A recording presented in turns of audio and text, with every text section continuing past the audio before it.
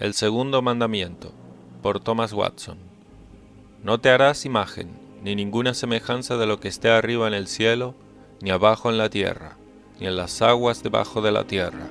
No te inclinarás a ellas, ni las honrarás, porque yo soy Jehová tu Dios, fuerte, celoso, que visito la maldad de los padres sobre los hijos hasta la tercera y cuarta generación de los que me aborrecen, y hago misericordia a millares, a los que me aman y guardan mis mandamientos.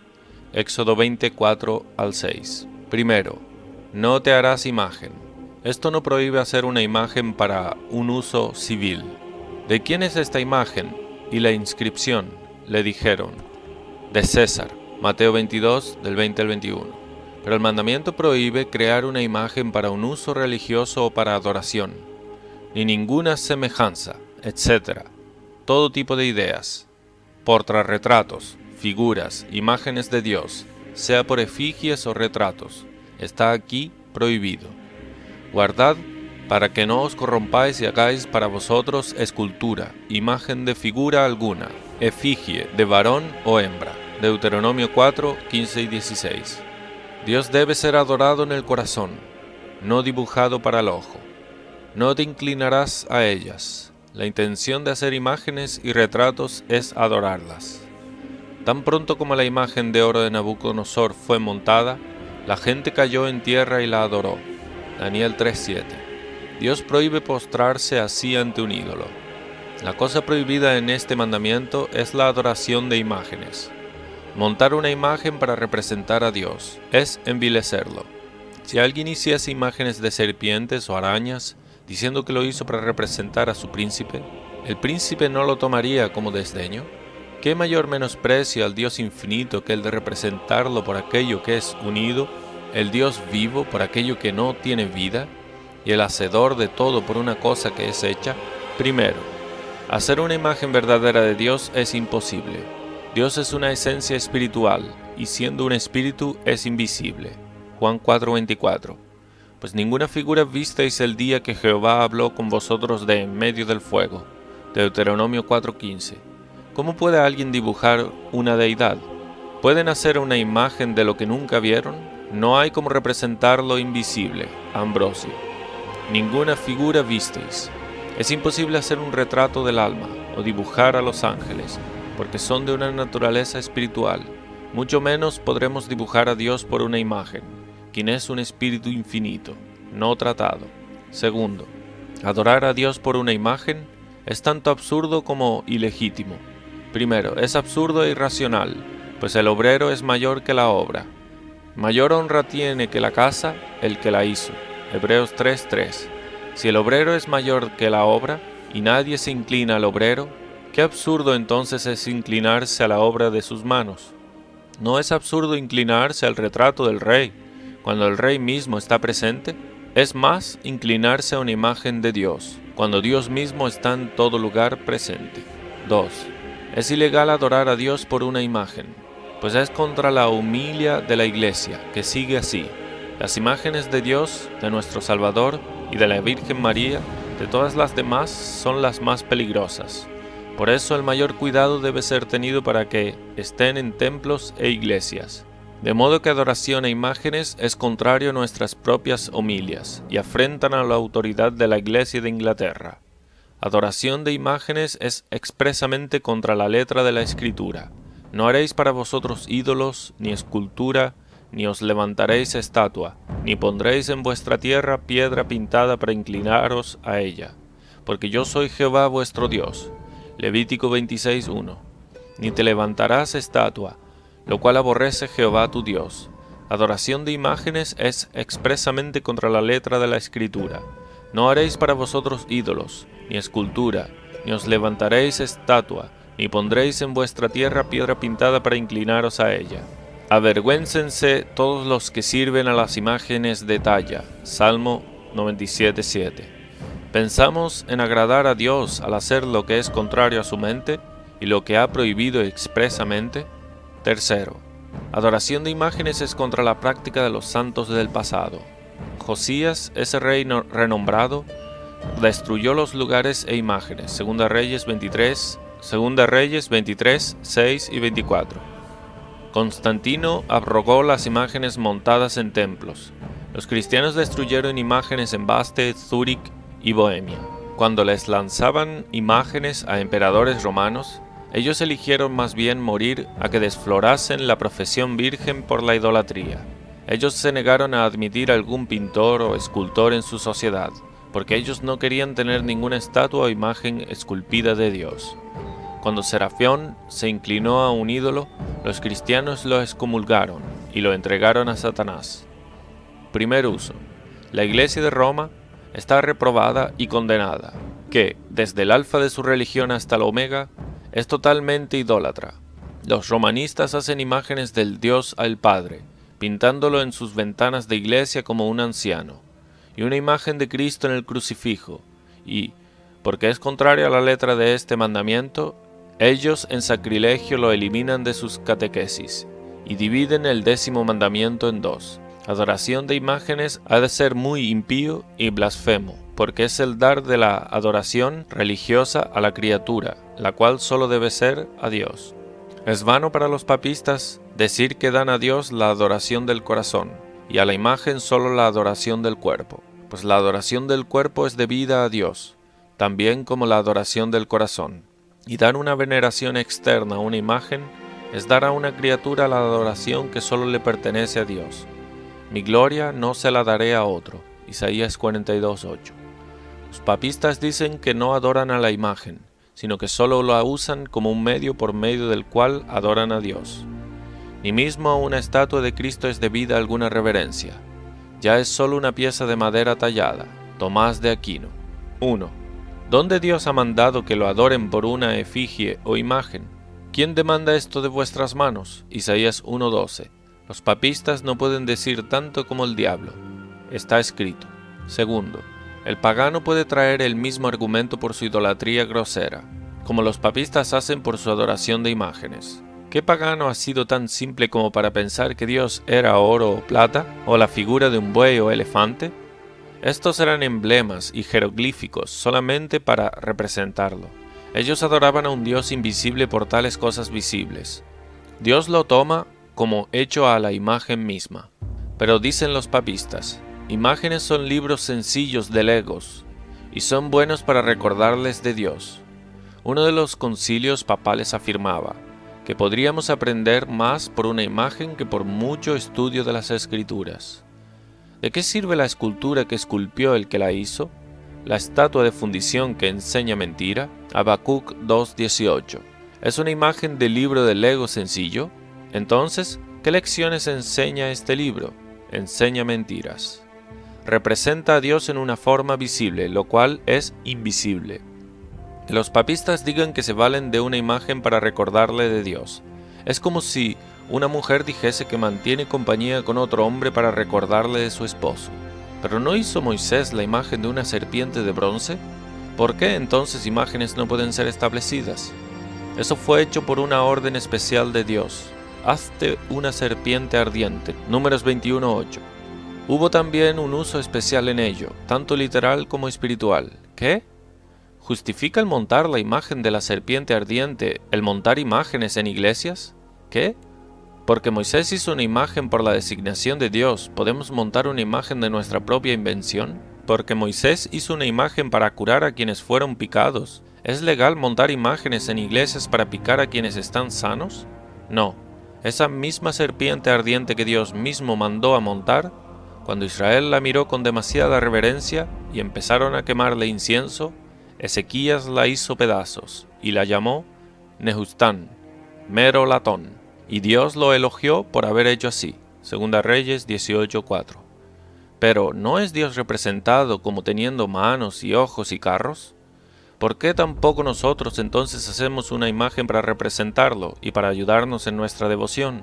Aunque Dios se agrada en rebajarse a nuestras capacidades débiles y exponerse en la Escritura por ojos, para indicar su omnisciencia, y manos para indicar su poder, aún es absurdo, por tales metáforas y expresiones figuradas, dar razones para imágenes y retratos, pues, por esa regla, Dios puede ser retratado por el sol y el elemento de fuego, y por una roca, pues Él es representado por estas metáforas en la Escritura, Y, claro, los propios papistas no quieren tener tales imágenes hechas de Dios. Si no es legal hacer la imagen de Dios el Padre, aún, ¿no podemos hacer una imagen de Cristo, quien tomó sobre sí la naturaleza de hombre?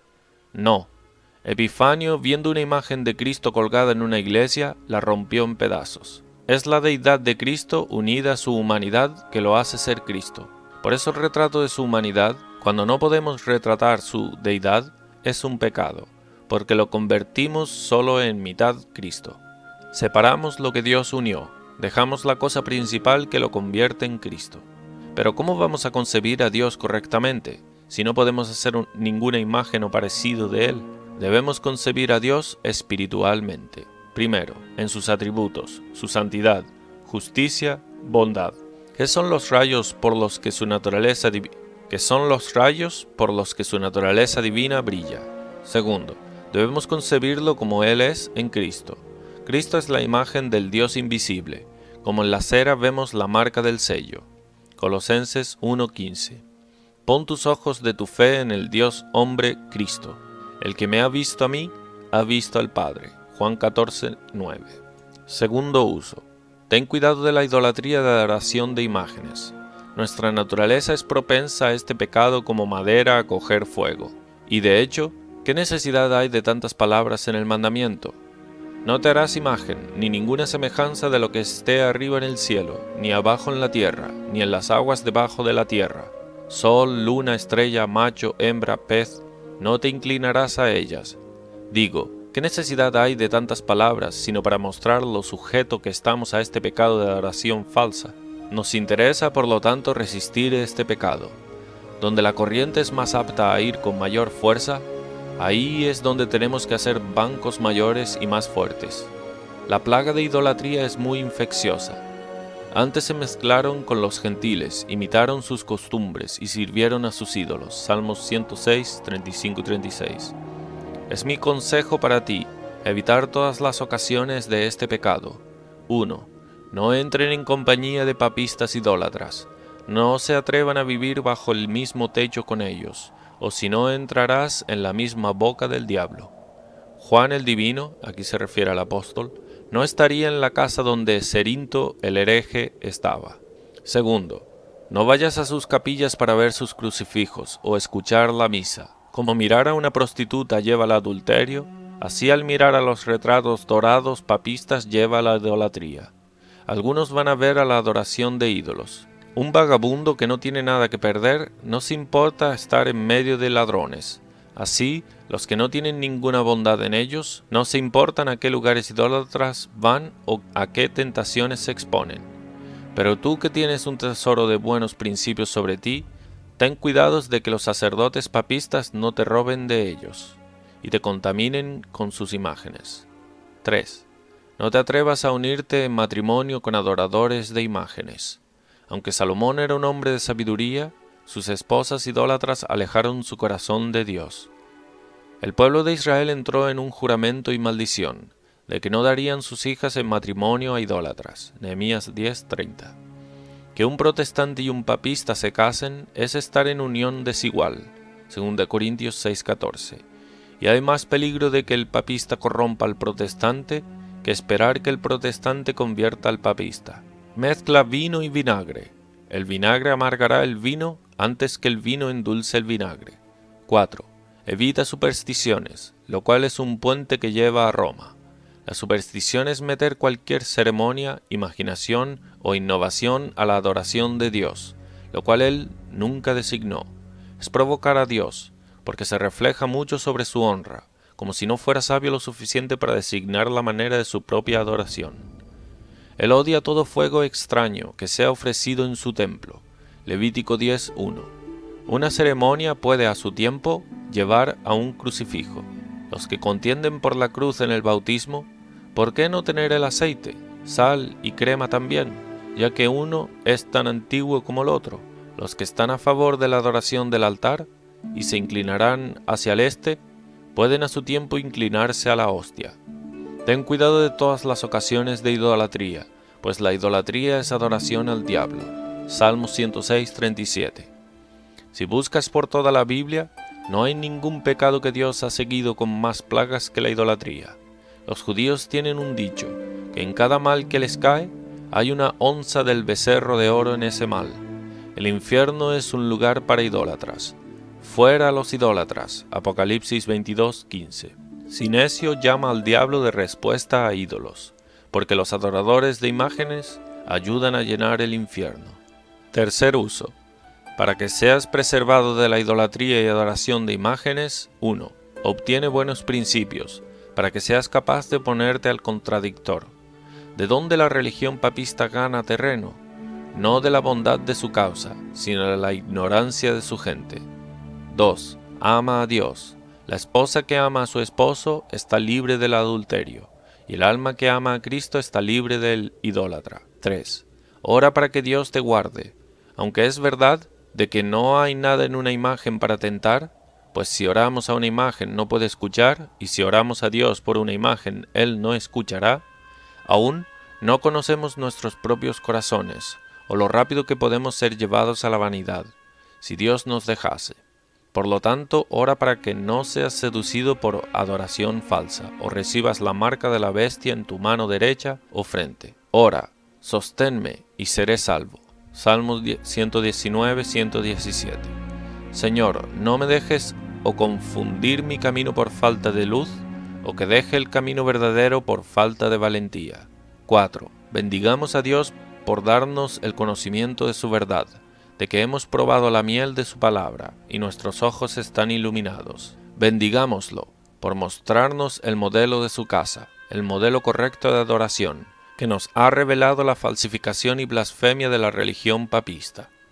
Oremos para que Dios preserve ordenanzas puras y predicaciones poderosas en nuestro medio. La idolatría entró primero por falta de una buena predicación. La gente empezó a tener imágenes de oro cuando tenían sacerdotes de madera. Segundo, yo soy Jehová, tu Dios, celoso. La primera razón por la que Israel no debe adorar a imágenes es porque el Señor es un Dios celoso. El Señor, cuyo nombre es celoso, es un Dios celoso. Éxodo 34:14. Celoso es asumido. Primero, en un buen sentido, pues Dios es celoso por su pueblo. Segundo, en un mal sentido, pues Él es celoso de su pueblo. 1. En un buen sentido, pues Dios es celoso por su pueblo.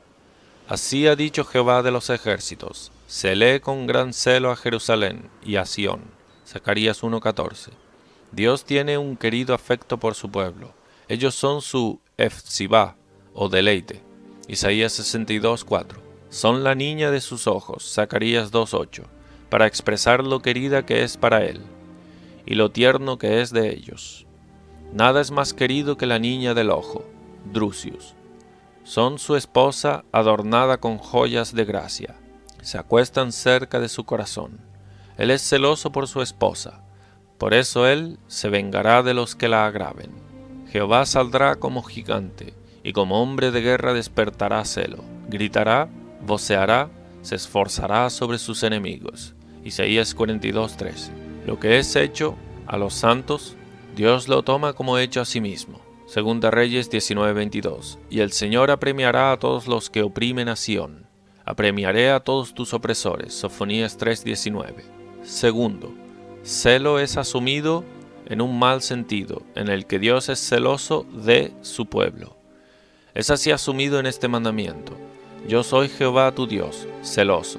Soy celoso con el fin de que no andes tras dioses falsos, o adores al Dios verdadero de manera falsa, para que no contamines tu profesión de virgen por imágenes.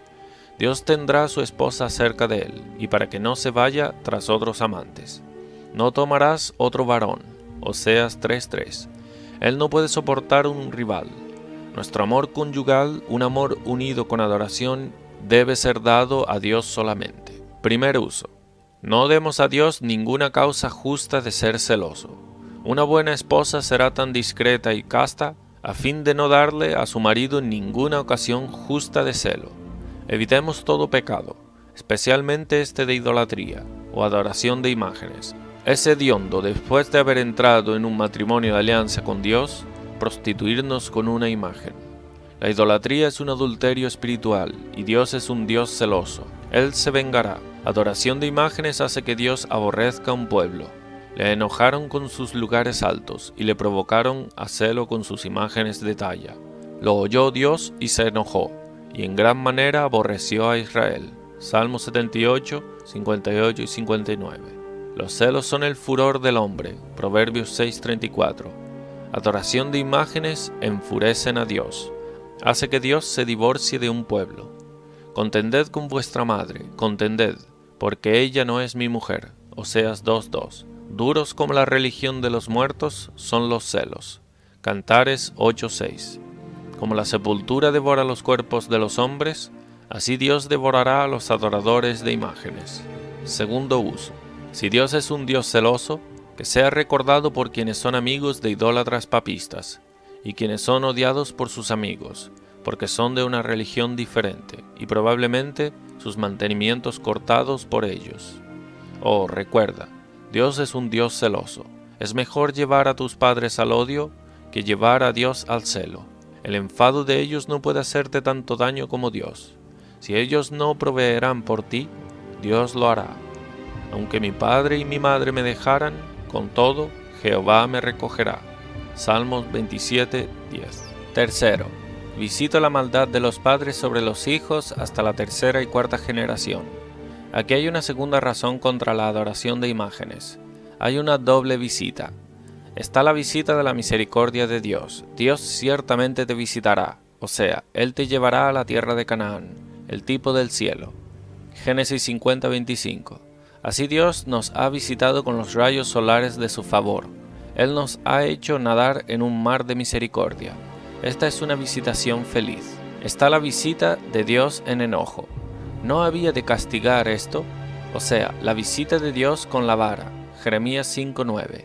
¿Y qué haréis en el día del castigo? Es decir, en el día que Dios visitará con sus juicios. Isaías 10:3. Así, la visita de Dios es asumida en este mandamiento. Visita la maldad, es decir, castiga la maldad.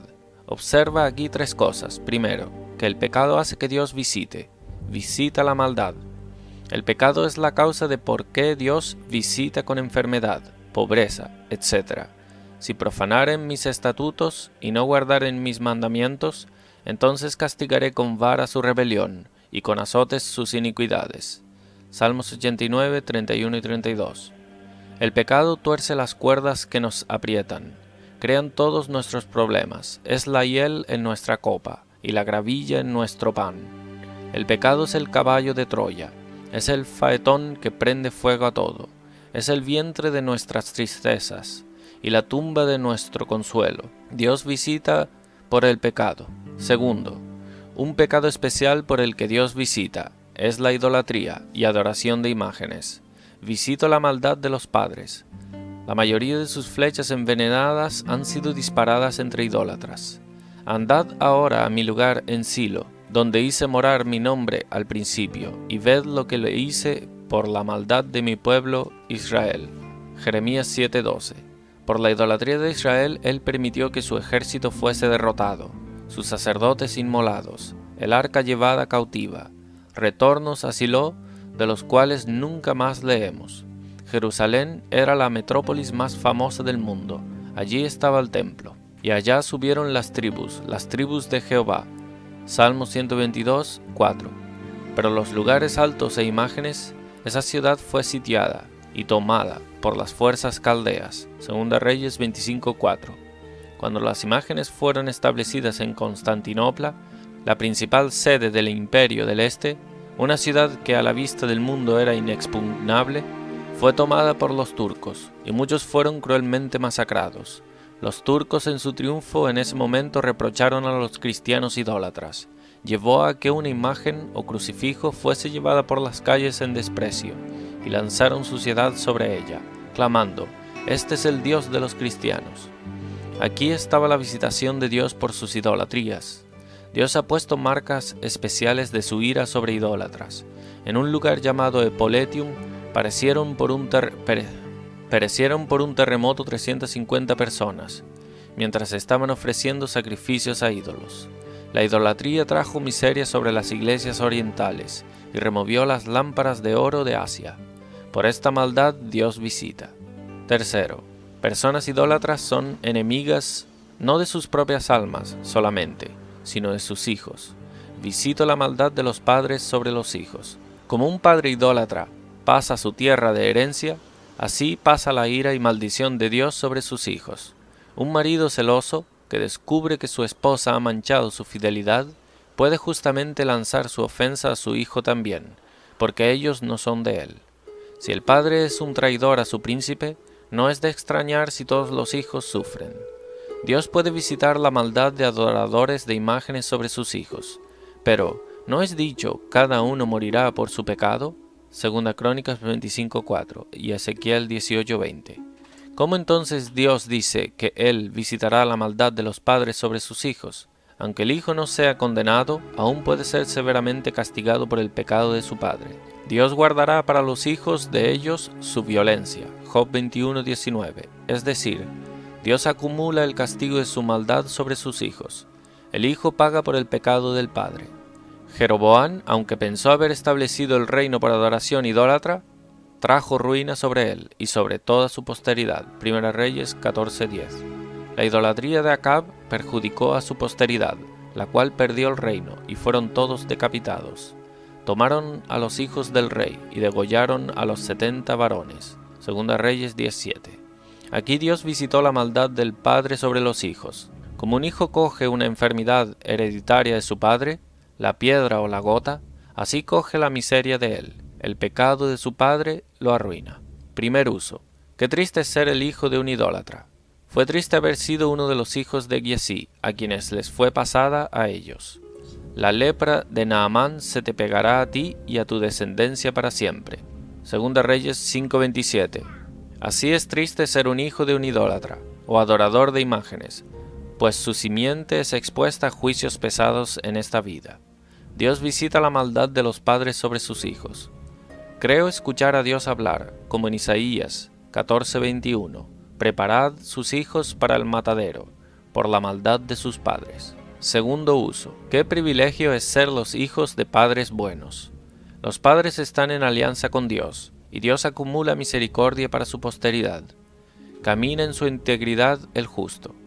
Sus hijos son dichosos después de él. Proverbios 27. Un padre religioso no obtiene ira, sino que ayuda a mantenerla lejos de su hijo. Él sazona a su hijo con principios religiosos. Ora una bendición sobre eso. Es un imán que atrae a su hijo a Cristo por el buen consejo y ejemplo. Oh, qué privilegio es nacer de padres piadosos, religiosos. Agustín dice que su madre Mónica luchó con mayor atención y dolores por su nuevo nacimiento que por su nacimiento natural. Idólatras malvados pasan miseria a su posteridad. Dios visita la maldad de los padres sobre sus hijos, pero los padres religiosos obtienen una bendición sobre sus hijos. Dios reserva misericordia para su posteridad. Cuarto, de los que me aborrecen. Otra razón contra la adoración de imágenes es que es aborrecer a Dios. Los papistas, quienes adoran a Dios por una imagen, odian a Dios. Adoración de imágenes es un amor fingido a Dios, pero Dios lo interpreta como odiándolo. La que ama a otro hombre odia a su propio marido. Un amante de imágenes es alguien que odia a Dios. Es dicho que los idólatras se prostituyen de Dios. Éxodo 34:15. ¿Cómo pueden amar a Dios? Mostraré que esos adoradores de imágenes odian a Dios, sea el amor que pretendan tener. Primero, los que van contrario a su voluntad expresada lo odiarán. Él dice, no establecerás ninguna estatua, imagen ni retrato para representarme. Estas cosas las odio. Ni te levantarás estatua, lo cual aborrece Jehová tu Dios. Deuteronomio 16:22. Aún el idólatra levanta imágenes y las adora. Este Dios lo ve como odio hacia él. ¿Cómo el hijo ama a su padre que hace todo lo que puede para enfrentarlo? 2. Quienes echaron a Jefté lo odiaban. Por eso se esforzaron para echarlo de la casa de su padre. Jueces 11:7. El idólatra echa la verdad fuera de su casa. Elimina el segundo mandamiento. Hace una imagen del Dios invisible. Mete una mentira en la adoración de Dios, las cuales son pruebas claras de que odia a Dios. 3. Aunque los idólatras aman la falsa imagen de Dios en un retrato, odia su verdadera imagen en un creyente. Fingen honrar a Cristo en un crucifijo y sin embargo lo persiguen en sus miembros. Esos odian a Dios. Primer uso. Esto refuta a los que defienden adoradores de imágenes. Son personas muy devotas, adoran imágenes, crean el crucifijo, lo besan, le encienden velas, por eso ellos aman a Dios. No, sino, ¿quién será juez de sus amores? Dios dice que ellos lo odian y dan adoración religiosa a una criatura. Odian a Dios y Dios los odia a ellos, y ellos nunca vivirán con Dios, quienes Él odia. Él nunca pondrá a tales víboras en su seno. El cielo es guardado como el paraíso, con una espada llameante, para que no entren. Él, con el que le odia, en persona le dará el pago. Deuteronomio 7:10. Él disparará todas sus flechas mortales entre idólatras. Todas las plagas y maldiciones en el libro de Dios caerán sobre el idólatra. El Señor paga a quien le odia en su cara. Segundo uso, que exhorta a todos a huir de la idolatría papista. No estemos entre los que odian a Dios. Hijitos, guardaos de los ídolos. 1 Juan 5:21. Como alejarías tu cuerpo del adulterio, aleja tu alma de la idolatría. Ten cuidado con las imágenes. Son imágenes de celo que provocan a Dios a la ira. Son condenatorias. Pueden perecer tanto por devociones falsas como por escándalos reales, por adoración de imágenes como por embriaguez y fornicación. Un hombre puede morir tanto por veneno como por una pistola. Podemos ir al infierno tanto por beber veneno en la copa de fornicación papista como por ser disparado con pecados groseros y escandalosos. Para concluir, Dios es un Dios celoso, que no admitirá ningún rival. Él visitará la maldad de los padres sobre sus hijos. Él pasará una plaga sobre la posteridad de idólatras. Él interpreta a idólatras como quienes lo odian. Quien es un amante de imágenes odia a Dios. Por lo tanto, mantente puro de la idolatría papista. Si amas tu alma, aléjate de ídolos. Quinto, hago misericordia a millares. Otro argumento contra la adoración de imágenes es que Dios es misericordioso de quienes no le provocan con sus imágenes, y pasará misericordia sobre su posteridad, mostrando misericordia a millares. El cetro de oro de la misericordia de Dios es aquí exhibido, mostrando misericordia a millares. Los paganos pensaban que alababan a Júpiter lo suficiente cuando lo llamaban bueno y grande. Ambas excelencias de majestad y misericordia se encuentran en Dios. Misericordia es una inclinación innata en Dios a hacer bien a pecadores angustiados. Dios, mostrando misericordia, hace que su deidad aparezca llena de gloria. Cuando Moisés dijo a Dios: «Te ruego que me muestres tu gloria», «Yo tendré», dijo Dios, «misericordia». Éxodo 33:19. Su misericordia es su gloria. Misericordia es el nombre por el que él será conocido. Y pasando Jehová por delante de él, proclamó: «Jehová, Jehová, fuerte y misericordioso y piadoso». Éxodo 34:6.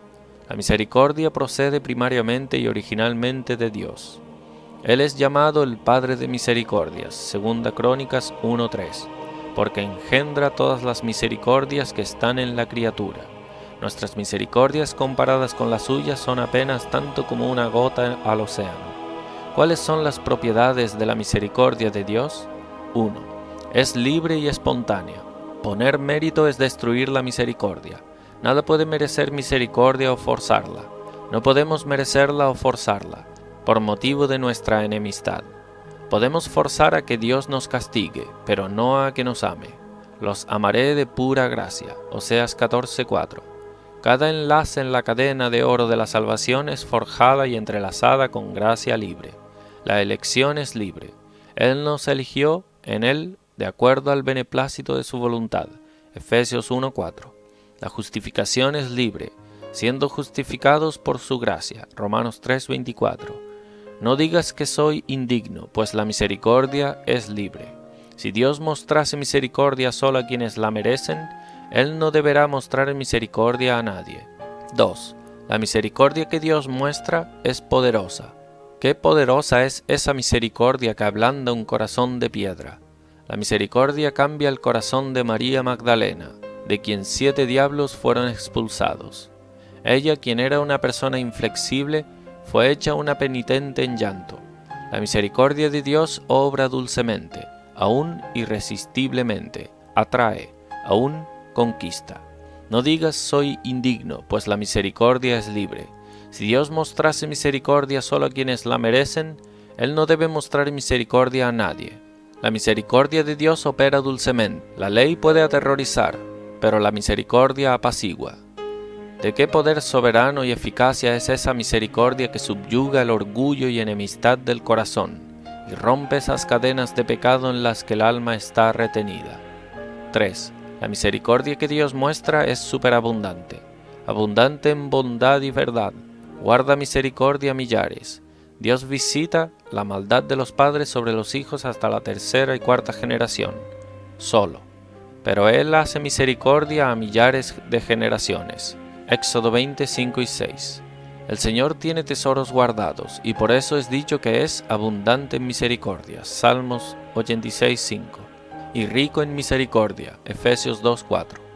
El frasco de la ira de Dios solo gotea, pero la fuente de su misericordia corre. El sol no está tan lleno de luz como Dios de amor. Dios tiene misericordia de todas las dimensiones. Él tiene profundidad de misericordia. Llega tan bajo como a pecadores, y tan alta misericordia que llega hasta por encima de las nubes. Dios tiene misericordia para todas las temporadas, misericordia para la noche, da el sueño. No, a veces da un cántico en la noche. Salmos 42, 8. Él también tiene misericordias por la mañana. Sus misericordias nuevas son a cada mañana. Lamentaciones 3:23. Dios tiene misericordias de todos los tipos, misericordias para el pobre. Él levanta al pobre del polvo. 1 Samuel 2:8. Misericordias para el prisionero. No menosprecia a sus prisioneros. Salmos 69:33. Misericordias para el abatido. Con un poco de ira escondí mi rostro de ti por un momento, pero con misericordia eterna tendré compasión de ti. Isaías 54:8. Él tiene misericordias antiguas, de tus misericordias que son perpetuas. Salmos 25:6. Nuevas misericordias, ha puesto un nuevo cántico en mi boca. Salmo 43. Cada vez que extraemos nuestra respiración, sorbemos en misericordia.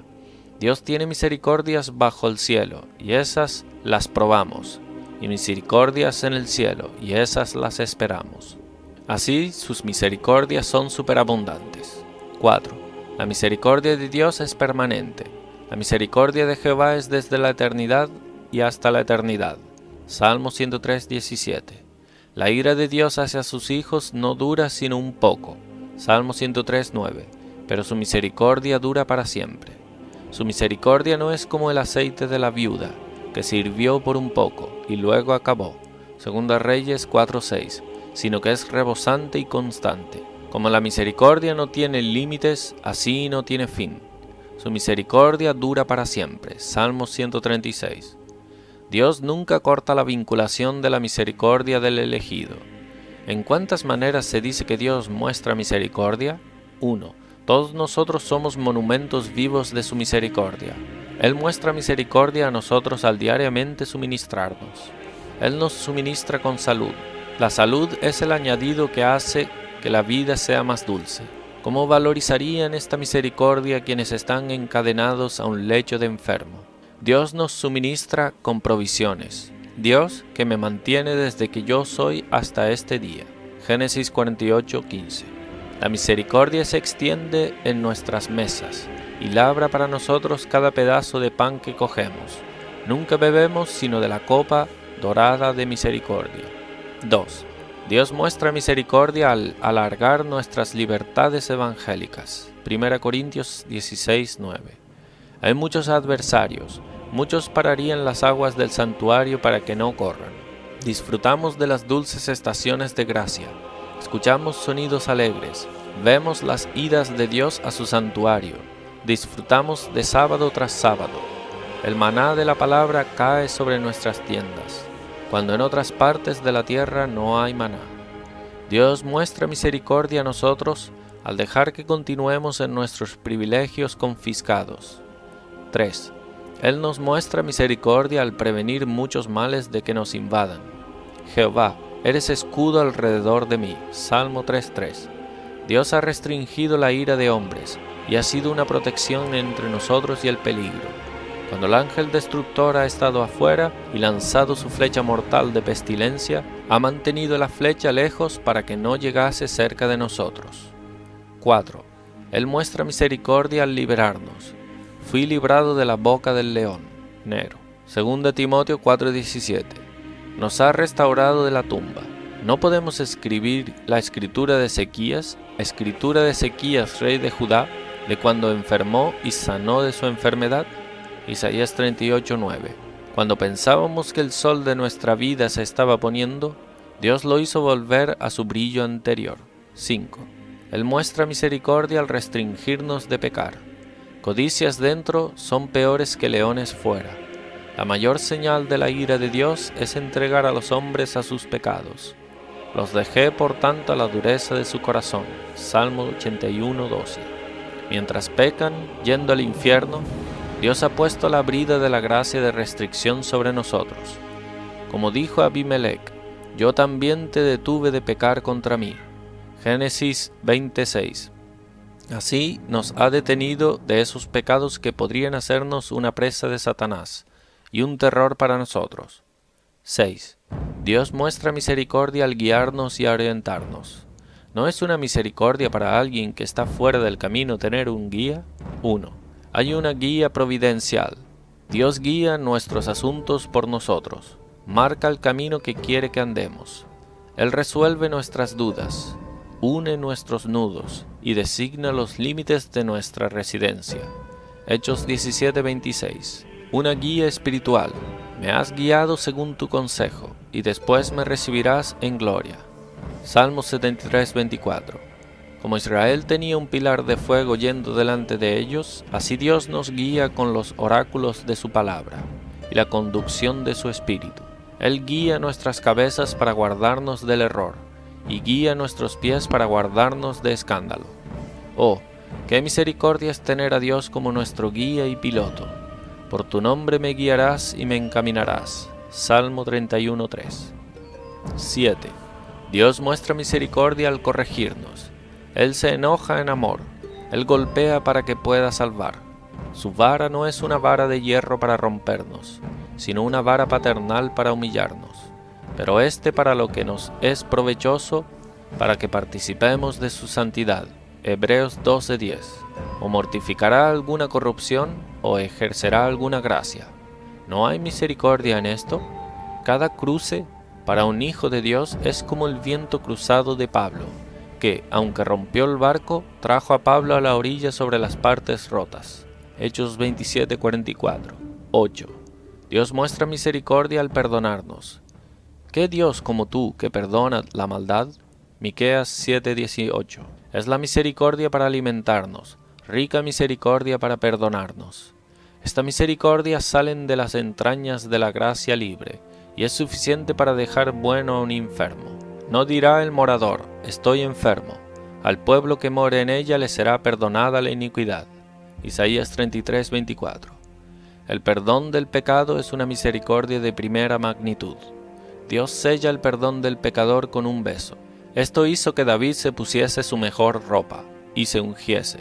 Su hijo había recientemente muerto, y Dios le había dicho que la espada no se apartaría de su casa. Aún así, se ungió. La razón era que Dios le había enviado el perdón por el profeta Natán. También Jehová ha remitido tu pecado. No morirás. 2 Samuel 12:13. El perdón es el único remedio adecuado para una conciencia turbada. ¿Qué puede dar alivio a un espíritu herido sino la misericordia del perdón? Ofrécele los honores y placeres del mundo. Es como si flores y música fuesen llevadas a alguien que está condenado. ¿Cómo puedo saber que mis pecados están perdonados? Donde Dios remueve la culpa, Él rompe el poder del pecado. Él volverá a tener misericordia de nosotros. Sepultará nuestras iniquidades. Miqueas 7:19. Con amor perdonador Dios da gracia dominadora. Dios muestra misericordia al santificarnos. Soy el Señor que te santifico. Levítico 20:8. Esta es la participación de la naturaleza divina. 2 Pedro 1:4. El Espíritu de Dios es un espíritu de consagración. Aunque nos santifica solo en parte, aún es en toda parte. 1 Tesalonicenses 5:24. Es tal misericordia que Dios no la da en enojo. Si somos santificados, somos elegidos. Dios nos eligió para la salvación por medio de la santificación. 2 Tesalonicenses 2:13. Esto nos prepara para la felicidad, como la semilla prepara para la cosecha. Cuando las vírgenes habían sido ungidas y perfumadas, habían de ponerse delante del Rey. Esther 2:12. Así, cuando hemos tenido la unción de Dios, nos pondremos delante del Rey del cielo. 10. Dios muestra misericordia al oír nuestras oraciones. Ten misericordia de mí y oye mi oración. Salmo 4:1. ¿No es un favor cuando un hombre presenta una petición al Rey para que le sea concedida? Así, cuando oramos por perdón, adopción y la percepción del amor de Dios, es una señal de misericordia tener una respuesta de gracia. Dios puede retrasar una respuesta y aún no negarla. Tú no lanzas dinero a un músico de una vez porque amas oír su música. Dios ama la música de la oración, pero no siempre nos deja oírlo de una vez, pero en debido tiempo da una respuesta de paz. Bendito sea Dios, que no echó de sí mi oración, ni de mí su misericordia. Salmo 66:20. Si Dios no echa nuestra oración, Él no rechaza su misericordia. 11. Dios muestra misericordia al salvarnos. De acuerdo a su misericordia nos salvó. Tito 3:5. Esta es la piedra angular de misericordia, y está puesta en el cielo. Aquí la misericordia se exhibe en todos sus colores relucientes. La misericordia es de hecho misericordia, cuando Dios nos refina perfectamente de todos los pozos y sobras de corrupción, cuando nuestros cuerpos son hechos como el cuerpo glorioso de Cristo, y nuestras almas como los ángeles. La misericordia salvadora es la misericordia corona. No es meramente ser libre del infierno, sino ser entronizado en un reino. En esta vida deseamos a Dios, en vez de disfrutarlo, pero qué rica misericordia será ser completamente poseído de Él, ver su rostro sonriente y reclinarnos en su seno. Esto nos llenará con alegría indecible y llena de gloria. 1 Pedro 1:8. Estaré satisfecho cuando despierte a tu semejanza. Salmo 7:15. Primer uso. No nos desesperemos. ¿Qué ánimo tenemos aquí para servir a Dios? Él muestra misericordia a millares. ¿Quién no estaría dispuesto a servir a un príncipe que es dado a la misericordia y clemencia? Dios es representado con un arco iris a su alrededor, como un emblema de su misericordia. Apocalipsis 4:3. Actos de severidad son forzados de Dios. Juicios es una obra extraña. Isaías 28:21. Los discípulos, de quienes es dicho que no se admiraron a los otros milagros de Cristo, se admiraron cuando la higuera fue maldecida y marchitó, porque no era su costumbre presentar sus actos de severidad. Es dicho que Dios se deleita en misericordia. Miqueas 7:18. La justicia es la mano izquierda de Dios, la misericordia es su mano derecha. Él usa su mano derecha más. Él está más acostumbrado a usar la misericordia que la justicia. Dios es más inclinado a la misericordia que al castigo. Es dicho que Dios es tardío en airarse. Salmos 103:8. Pero listo para perdonar. Salmos 86:5. Esto puede animarnos a servirlo. ¿Qué argumento prevalecerá si la misericordia no prevalece? Si Dios fuera todo justicia, podría asustarnos de Él, pero su misericordia es un imán para traernos a Él. Segundo uso. Espera en las misericordias de Dios. Se complace Jehová en los que le temen, y en los que esperan en su misericordia. Salmo 147:11. Él considera su gloria esparcir perdones entre los hombres.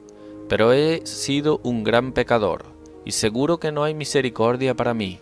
No si continúas en el pecado, y estás tan determinado. Pero si terminas con tus pecados, el cetro dorado de misericordia será mantenido para ti.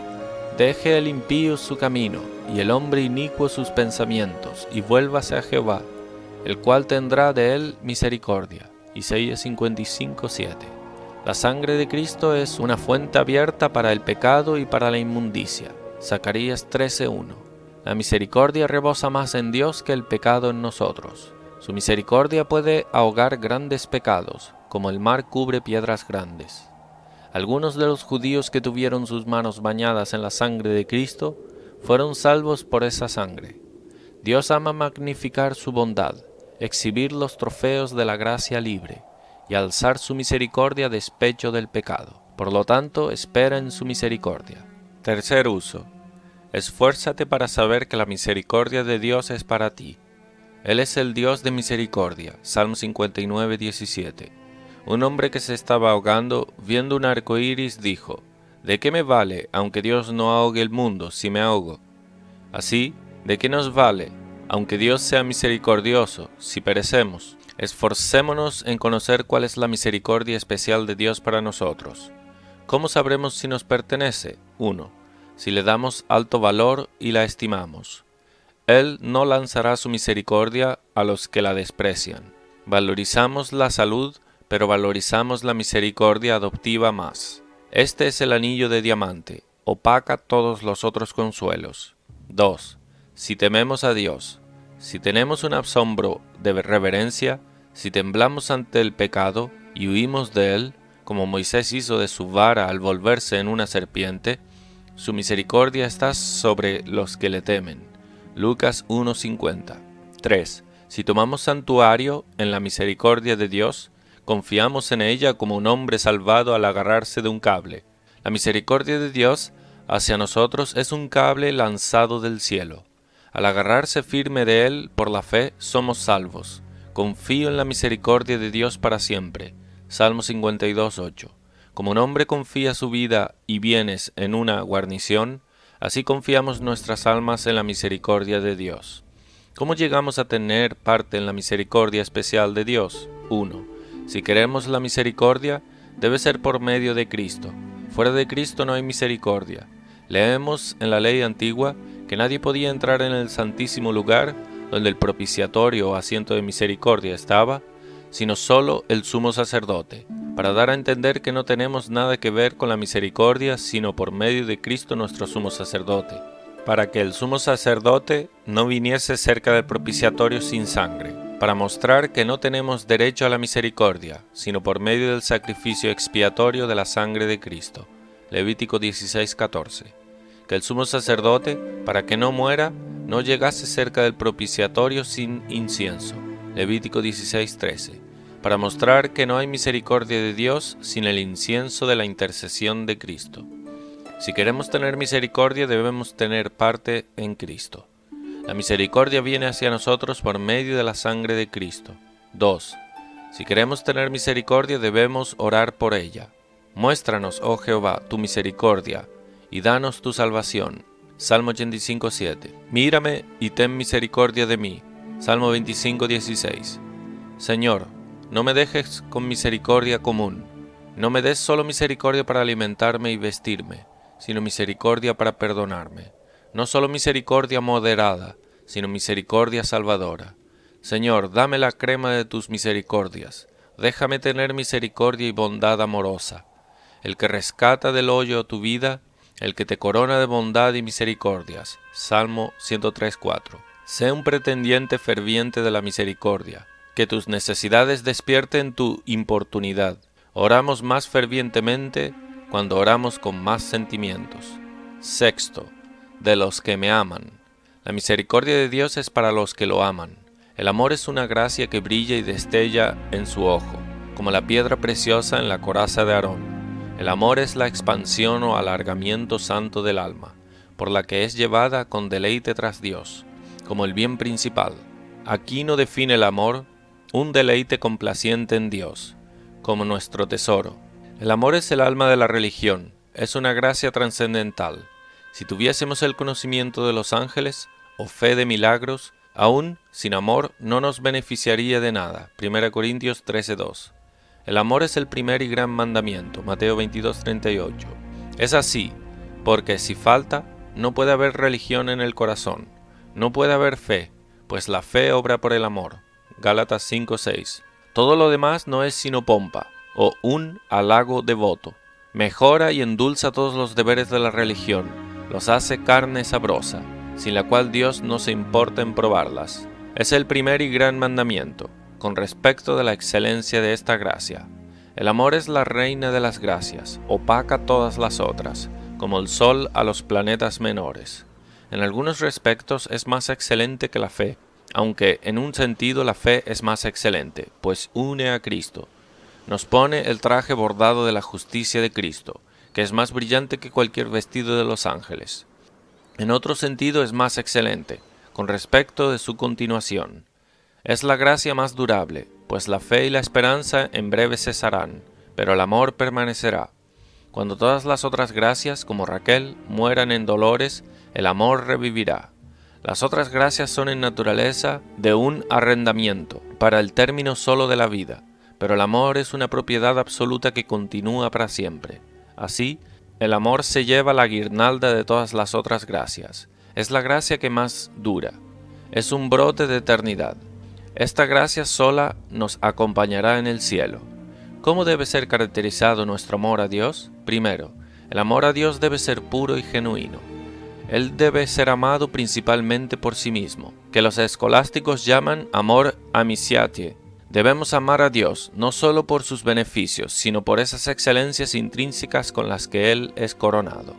Debemos amar a Dios no solo por el bien que fluye de Él, sino por el bien que está en Él.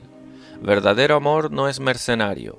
Quien está profundamente enamorado de Dios no necesita ser contratado con premios, no puede sino amar a Dios por la belleza de su santidad, aunque no sea ilegítimo buscar sus beneficios. Moisés tenía un ojo en la recompensa del premio, Hebreos 11:26, pero no debemos amar a Dios por sus beneficios solamente, pues entonces no es amor a Dios, sino amor propio. 2. Amor a Dios debe ser de todo corazón. Amarás al Señor tu Dios con todo tu corazón. Marcos 12:30. No debemos amar a Dios un poco, darle una gota o dos de nuestro amor, sino la corriente principal debe fluir hacia Él.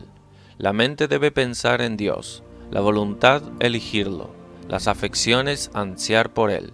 La verdadera madre no querrá tener a su hijo dividido. Aunque amemos a la criatura, aún debe ser un amor subordinado. El amor a Dios debe ser el mayor, como el aceite que nada sobre el agua. 3. El amor a Dios debe ser ardiente. Amar fríamente es lo mismo que no amar. Es dicho que la esposa está enferma de amor. Cantares 2:5. Los serafines son llamados así por su amor ardiente. Amor convierte a los santos en serafines. Los hace arder en amor santo a Dios. Las muchas aguas no pueden apagar este amor. ¿Cómo podremos saber si amamos a Dios? 1. Quien ama a Dios desea su presencia. Los amantes no consiguen estar por mucho tiempo separados. Tienen luego sus desmayos, por falta de ver el objeto de su amor. Un alma profundamente enamorada de Dios desea su disfrute en sus ordenanzas, en palabra, oración y sacramentos. David estaba listo para desmayar y morir cuando no tenía a Dios a su vista.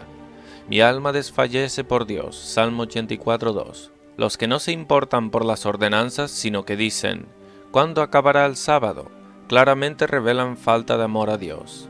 2. Quien ama a Dios no ama el pecado. Los que amáis a Jehová, aborreced el mal. Salmo 97:10. El amor a Dios y el amor al pecado no pueden mezclarse más que el hierro y el barro. Cada pecado amado golpea al ser de Dios, pero quien ama a Dios tiene una antipatía contra el pecado. Quien aparta a dos amantes es una persona aborrecible. Dios y el alma creyente son dos amantes, el pecado los aparta. Por eso, el alma está implacablemente en contra. Por esto prueba tu amor por Dios. ¿Cómo Dalila podía decir que amaba a Sansón cuando mantenía correspondencia con los filisteos, quienes eran sus enemigos mortales? ¿Cómo puede decir que ama a Dios quien ama al pecado, que es el enemigo de Dios? 3. Quien ama a Dios no está demasiado enamorado con nada más. Su amor es muy frío con las cosas del mundo. Su amor a Dios se mueve rápidamente, como el sol en el firmamento, pero el mundo se mueve lentamente, como el sol en el reloj. El amor al mundo acaba con el corazón de la religión, ahoga buenas afecciones, como la tierra que echa al fuego. El mundo era algo muerto para Pablo. El mundo está crucificado para mí y yo para el mundo. Gálatas 6:14. En Pablo podemos ver tanto la imagen y el modelo de un hombre mortificado. Quien ama a Dios usa el mundo, pero elige a Dios. El mundo es su pensión, pero Dios es su porción. Salmo 119, 57. El mundo lo compromete, pero Dios lo deleita y satisface. Dice como David, al Dios de mi alegría y de mi gozo. Salmo 43, 4. Cuarto, quien ama a Dios no consigue vivir sin Él. No podemos prescindir de cosas que amamos. Un hombre puede prescindir de música o flores, pero no de comida. Así, un alma profundamente enamorada de Dios se ve como perdido sin Él. Respóndeme pronto, oh Jehová, porque desmaya mi espíritu. No escondas de mí tu rostro. No venga yo a ser semejante a los que descienden a la sepultura. Salmo 147, 7. Dice como Job, ando ennegrecido, y no por el sol. Job 30, 28. Tengo luz estelar, quiero el sol de la justicia. No estoy gozando de la dulce presencia de mi Dios. ¿Es Dios nuestro principal bien y no conseguimos vivir sin Él? Desgraciadamente, ¿cómo demuestran los que no aman a Dios quienes pueden salir adelante sin Él? Deja que tengan maíz y aceite, y nunca los oirás quejarse de la necesidad de Dios. Quinto, quien ama a Dios se esforzará a cualquier precio por tenerlo. ¿Qué esfuerzos el mercante toma? ¿Qué peligros corre? Tener una devolución rica de las Indias. El mercante corre hasta las Indias más lejanas. Jacob amaba a Raquel y no podía soportar el calor del día y la escarcha de la noche hasta poder disfrutar de ella. Un alma que ama a Dios se esforzará lo que cueste para llegar hasta Él. Está mi alma apegada a ti. Salmo 63, 8. El amor es el péndulo del alma. Agustín. Es como el peso que hace que el reloj se mueva. Pasa mucho orando, llorando, ayunando, lucha como en agonía, para que pueda obtener a quien su alma ama.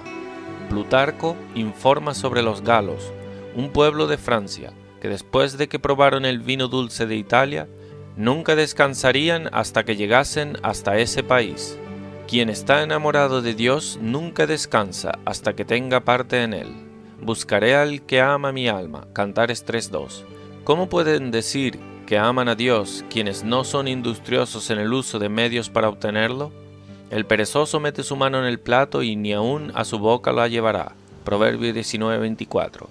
No está en agonía, sino en letargo.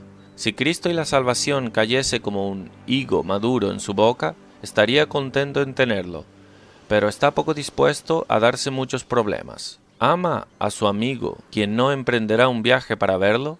Sexto, quien ama a Dios lo prefiere antes que bienes y la vida. 1. Antes que a bienes, por quien he sufrido la pérdida de todas las cosas. Filipenses 3:8. Quien ama una joya rica se separará de una flor por ella. Galeasio, marqués de Vico, se apartó de bienes considerables para el gozo de Dios, en sus ordenanzas puras. Cuando un jesuita lo persuadió a volver a su religión papista en Italia, prometiéndole una suma larga de dinero, él dijo, que su dinero perezca con los que estiman todo el oro en el mundo digno de un día de comunión con Jesucristo y su Espíritu Santo. 2. Antes que a la vida, no amaron sus vidas hasta la muerte. Apocalipsis 12:11. El amor a Dios lleva al alma por encima del amor a la vida y del temor a la muerte. 7. Quien ama a Dios ama a sus favoritos, a los santos. 1 Juan 5:1. La mente reacciona a la semejanza de un objeto justo como hacia el objeto en sí. Ama a un hombre por su gracia, y cuanto más vemos de Dios en él, más lo amamos. Es una señal infalible de amor a Dios. El malvado pretende amar a Dios, pero odia y persigue su imagen. ¿Ama al príncipe quien abusa de su estatus o rasga su imagen? Ellos parecen mostrar de hecho gran reverencia a santos que partieron. Tienen gran reverencia por San Pablo y San Esteban y San Lucas. Ellos canonizan a santos muertos, pero persiguen a santos vivos. ¿Y aman a Dios? ¿Se puede imaginar que ama a Dios quien odia a sus hijos porque son como Él? Si Cristo estuviese vivo de nuevo, Él no escaparía de una segunda persecución. 8. Si amamos a Dios no podemos sino ser temerosos de deshonrarlo. Como cuanto más un hijo ama a su padre, más tiene miedo de desagradarlo, y lloramos y nos lamentamos cuando lo hemos ofendido. Pedro salió y lloró amargamente. Mateo 26:75. Pedro bien podía pensar que Cristo lo amaba profundamente cuando lo llevó al monte donde fue transfigurado, y le mostró la gloria del cielo en una visión. Que él negase a Cristo después de haber recibido tales muestras de su amor, quebrantó su corazón con tristeza, él lloró amargamente. ¿Se nos caen las lágrimas de tristeza por pecar contra Dios? Es una evidencia bendita de nuestro amor a Dios, y tales hallarán misericordia. Él hace misericordia a millares de los que le aman. Uso. Seamos amantes de Dios, amamos nuestra comida, y ¿no amaremos a quien nos la da? Toda la alegría de la que esperamos en el cielo está en Dios. ¿Y no será quien será nuestra alegría entonces, nuestro amor ahora? Es un decir de Agustín, ¿no es un castigo suficiente, Señor, no amarte? Y de nuevo, odiaría mi propia alma si no la encontrase amando a Dios. ¿Cuáles son los incentivos para provocar e inflamar nuestro amor a Dios? 1. Los beneficios de Dios otorgados a nosotros. Si un príncipe otorga favores continuos a un súbdito, y ese súbdito tiene algún ingenio, no puede sino amar a su príncipe. Dios está constantemente amontonando beneficios a nosotros, llenando nuestros corazones con comida y alegría. Hechos 14:17. Como corrientes de agua de la piedra seguían a Israel, donde quiera que fueren, así las bendiciones de Dios nos siguen todos los días. Nadamos en un mar de misericordia. Es duro un corazón que no prevalece en amarlo por todas las bendiciones de Dios. El amor atrae amor. La bondad obra hasta en el bruto. El buey conoce a su dueño. 2. El amor a Dios haría los deberes de la religión fáciles y agradables. Confieso que a quien no ama a Dios, la religión ha de ser un peso, y no me admiro en oírle decir, «Qué cansancio es servir al Señor». Es como remar contra la marea, pero el amor lubrica las ruedas, hace que el deber sea un placer. ¿Por qué los ángeles son tan rápidos y veloces en el servicio de Dios, sino porque lo aman? Jacob pensó poco de los 7 años por el amor que tenía de Raquel. El amor nunca se cansa. Quien ama el dinero no se cansa de decirlo, y quien ama a Dios no se cansa de servirlo. 3. Es ventajoso. No hay nada que se pierda al amar a Dios. El ojo no ha visto, etc. Las cosas que Dios tiene preparadas para los que le aman. 1 Corintios 2:9. Tales recompensas gloriosas son puestas para los que aman a Dios, que, como Agustín dice, no solo trascienden nuestra razón, sino que la fe en sí no es capaz de comprenderlas. Una corona es la mayor insignia de la gloria del mundo, pero Dios ha prometido una corona de vida para los que le aman, y una corona incorruptible. Santiago 1:12 y 1 Pedro 5:4. Cuarto, al amar a Dios sabemos que Él nos ama. Lo amamos porque Él nos amó primero. 1 Juan 5:19.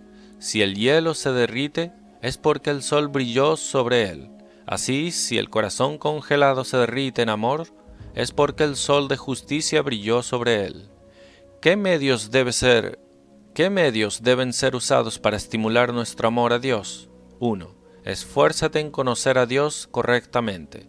Los escolásticos dicen verdaderamente, no podemos amar lo que no conocemos. Dios es el bien más elegible. Todas las excelencias que están dispersadas en la criatura están unidas en Él. Sabiduría, belleza, riquezas, amor, todo se concentra en Él. Qué hermoso era ese tulipán, que tenía los colores de todos los tulipanes. Todas las perfecciones y dulzuras están principalmente en Dios. Si conociésemos más a Dios, y por el ojo de la fe viésemos su belleza reluciente, nuestros corazones se quemarían con amor a Él. 2. Familiarízate con las Escrituras. Agustín dice que antes de su conversión él no tenía placer en las Escrituras, pero después fue su deleite principal. El libro de Dios nos revela a Dios, en su santidad, sabiduría, veracidad y verdad. Lo representa como rico en misericordia y cercado de promesas. Agustín llama a la Escritura una epístola de oro, o carta de amor, enviada por Dios a nosotros.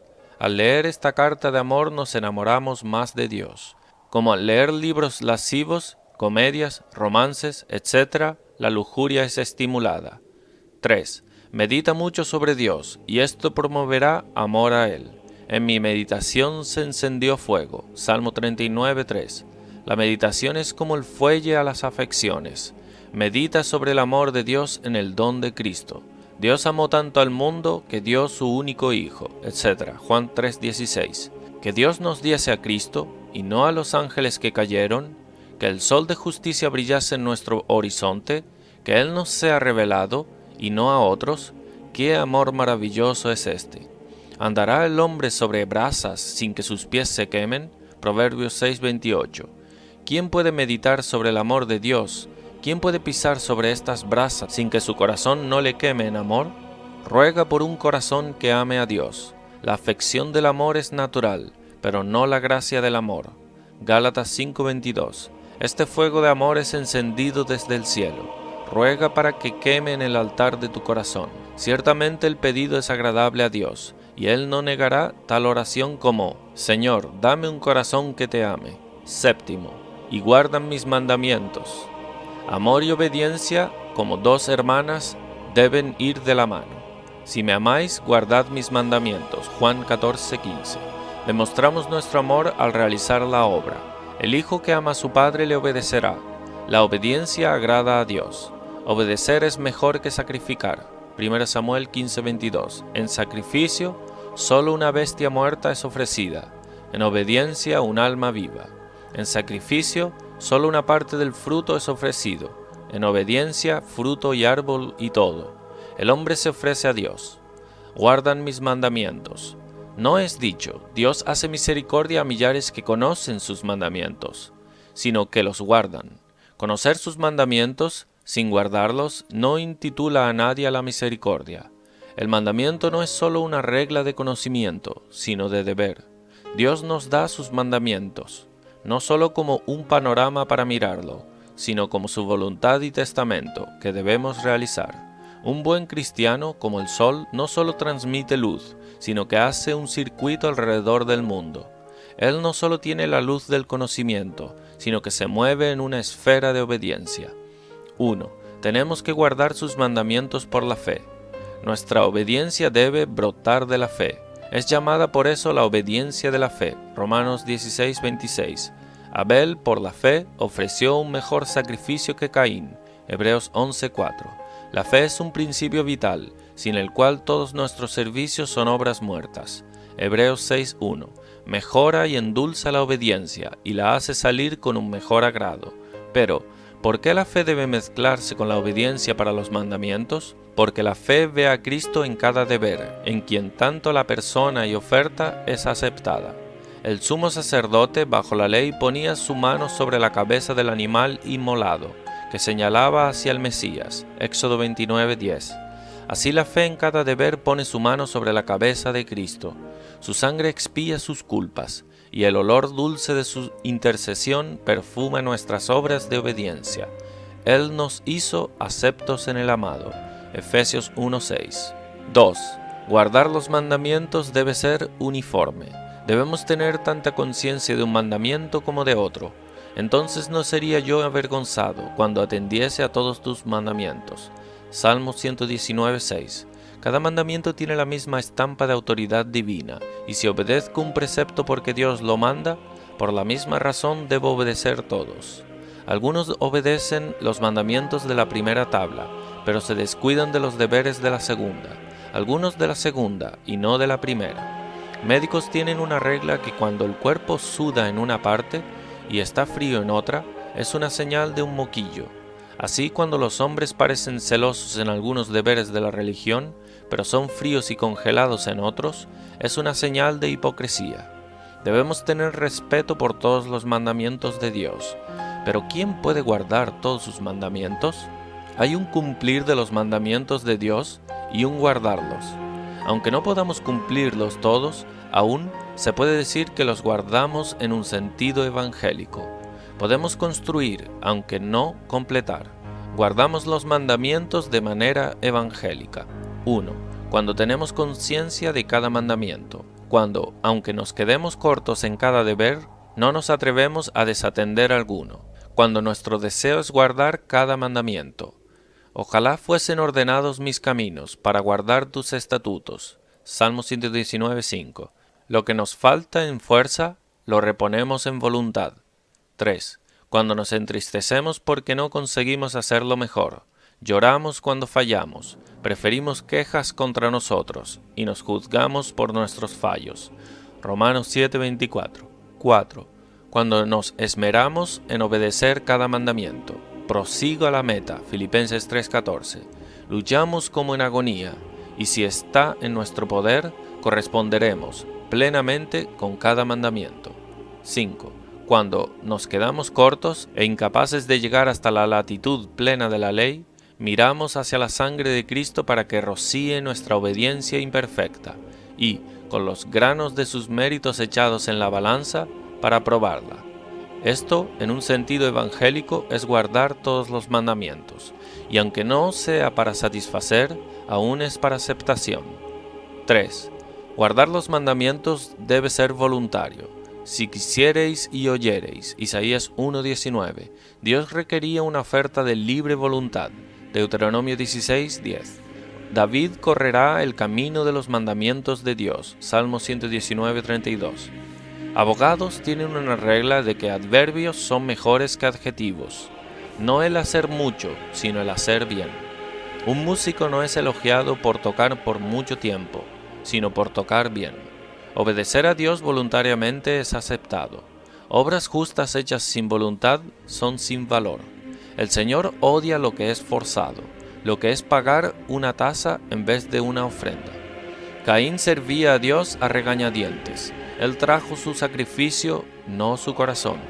Obedecer los mandamientos de Dios sin voluntad es como los diablos que salieron de los hombres poseídos a la orden de Cristo, pero con renuencia y contra sus voluntades. Mateos 8:29. La obediencia es la cosa principal, y esto no es por miedo al castigo, sino por amor a Dios. Los deberes de Dios no deben ser presionados ni golpeados de nosotros, como las aguas que salieron de la roca cuando Moisés la golpeó con su vara, sino que debe gotear libremente de nosotros como mirra del árbol, o miel del panal.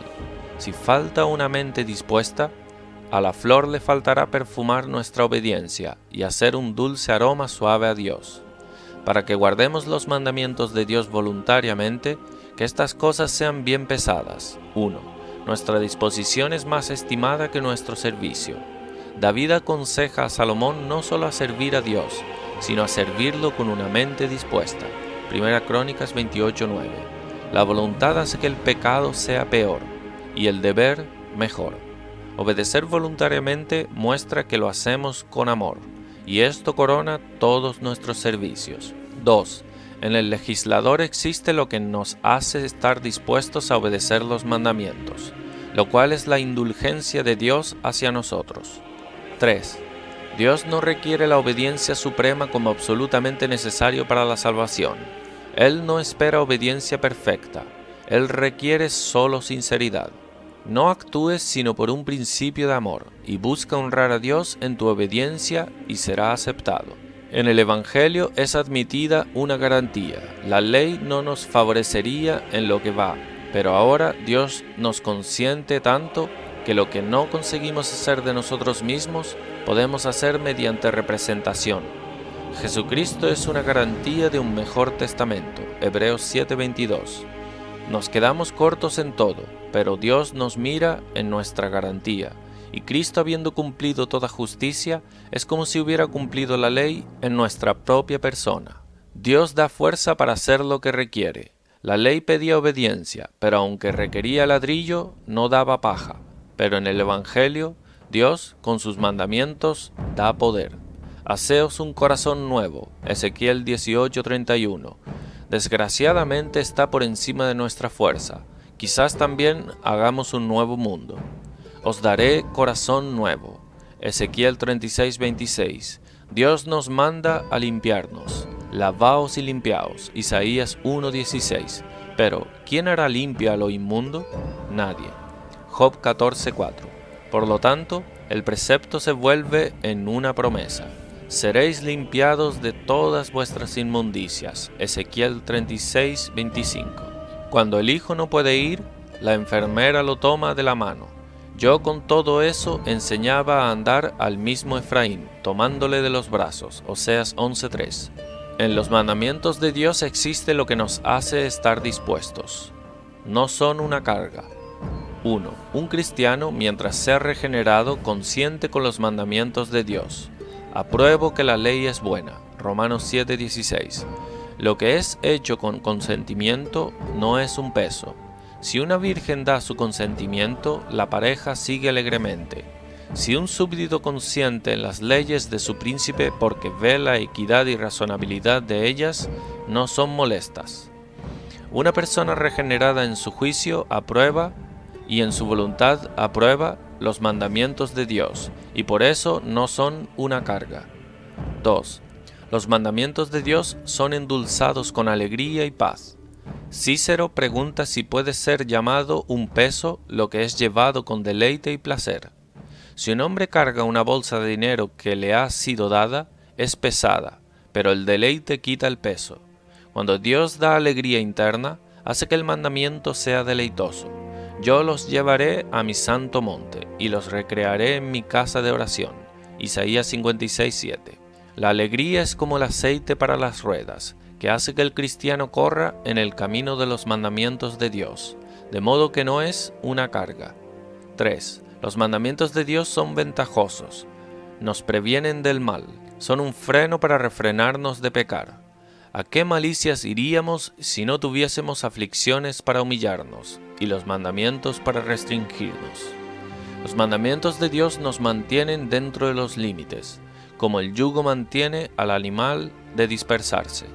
Deberíamos ser agradecidos a Dios por los preceptos. Si no hubiera puesto sus mandamientos como un cerco o barra en nuestro camino, podíamos correr al infierno y nunca pararíamos. No hay nada en los mandamientos sino lo que es para nuestro bien. Deuteronomio 10:3. Dios nos manda a leer su palabra. ¿Y qué daño hay en eso? Él entrelaza la palabra con promesas, como si un padre mandase a su hijo a leer su última voluntad y testamento, donde le cede un buen patrimonio. Él nos manda a orar y nos dice que si pedimos, nos será dado. Mateo 7:7. Pide poder contra el pecado, pide salvación y será dado. Si tuvieses un amigo que dijese, ven cuando quieras, te proveeré con dinero, ¿sería un problema visitar a ese amigo a menudo? Dios nos manda a temerlo, pero teme a tu Dios. Levítico 25:43. Hay miel en la boca de este mandamiento. Su misericordia está sobre los que le temen. Lucas 1:50. Dios nos manda a creer. ¿Y por qué? Cree y serás salvo. Hechos 16:31. La salvación es la corona puesta sobre la cabeza de la fe. Tenemos buenos motivos para obedecer los mandamientos de Dios voluntariamente, ya que son para nuestro bien, y no son tanto nuestro deber como nuestro privilegio. 4. Los mandamientos de Dios son adornos. Los mandamientos de Dios no nos pesan, sino nos adornan. Salviano. Es un honor ser empleado en un servicio del rey, y mucho más ser empleado en el suyo, por quien los reyes reinan. Andar en los mandamientos de Dios demuestra que somos sabios. Mirad, yo os he enseñado estatutos, guardadlos, pues, y ponedlos por obra, porque esta es vuestra sabiduría. Deuteronomio 4:5 y 6. Ser sabio es un gran honor. Podemos decir de cada mandamiento de Dios como Proverbios 4:9, adorno de gracia dará a tu cabeza. 5. Las órdenes de Dios son infinitamente mejores que las órdenes del pecado, que son intolerables. Deja un hombre bajo la orden de cualquier codicia, y cómo se cansa. ¿Qué peligros corre para su salud y alma, para que satisfaga su codicia? Pecan hasta el cansancio. Jeremías 9:5. Y ¿no son los mandamientos de Dios más equitativos, fáciles, agradables que los mandamientos del pecado? Crisóstomo dice la verdad, hacer virtud es más fácil que hacer vicios. La templanza es menos problemática que la embriaguez. La mansedumbre es menos problemática que las pasiones y envidia. Existe más dificultad en la maquinación y búsqueda de un plan malvado que en obedecer las órdenes de Dios. De ahí se dice que un pecador está preñado de maldad. Salmo 7:14. Una mujer mientras está de parto está en dolor, para mostrar el dolor y problemas que un hombre malvado tiene al sacar a la luz pecado. Muchos han ido con más dolores al infierno que otros al cielo. Esto puede hacer que obedezcamos los mandamientos de Dios voluntariamente. 6. Estar dispuesto a obedecer hace que nos parezcamos a los ángeles. El querubín, tipos representando a los ángeles, son descritos con alas desplegadas, para mostrar lo preparados que los ángeles están para servir a Dios. Dios, tan pronto como habla la palabra, ellos ya están ambiciosos de obedecer. ¿Cómo están encantados con alegría mientras alaban a Dios? En el cielo seremos como los ángeles, y por nuestra disposición en obedecer los mandamientos de Dios, seremos como ellos aquí. Oramos para que la voluntad de Dios sea hecha por nosotros en la tierra como es en el cielo. ¿Y acaso no es hecha allí voluntariamente? Es hecha también constantemente. Dichosos los que practican la justicia y hacen siempre lo que es justo. Salmo 106:3. Nuestra obediencia al mandamiento debe ser como el fuego del altar, que nunca se apagaba. Levítico 6:13. Debe ser como el movimiento del pulso, siempre latiendo. El viento sopla el fruto, pero los frutos de nuestra obediencia no deben ser soplados por ningún viento de persecución. Los escogí a ustedes y los comisioné para que vayan y den fruto, un fruto que perdure. Juan 15:16. Uso. Son reprobados quienes viven en una violación intencional de los mandamientos de Dios, en malicia, impureza, intemperancia, y andan opuestamente a los mandamientos.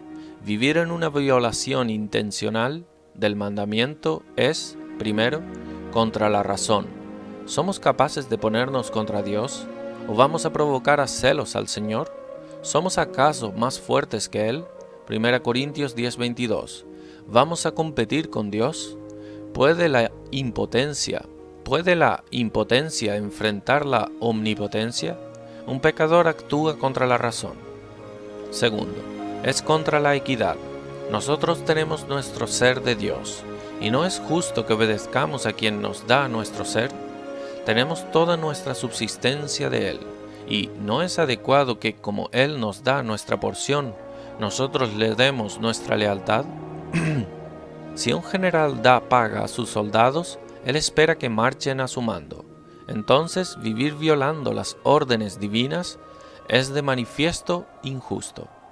Tercero, es contra la naturaleza. Toda criatura en su especie obedece la ley de Dios. 1. Criaturas animales le obedecen. Dios habló al pez y puso a Jonás en la orilla. Jonás 2:10. 2. Criaturas inanimadas, el viento y el mar le obedecen. Marcos 4:41. Las mismas piedras, si Dios les da un encargo, clamarán contra los pecados de los hombres. Hasta las piedras del muro claman y resuenan las vigas del enmaderado. Habacuc 2:11. Nada desobedece a Dios sino los hombres malvados y diablos. ¿Y no conseguimos encontrar mejores compañeros? Cuarto, es contra la bondad. ¿Cuántas misericordias tenemos que atraen a obedecer?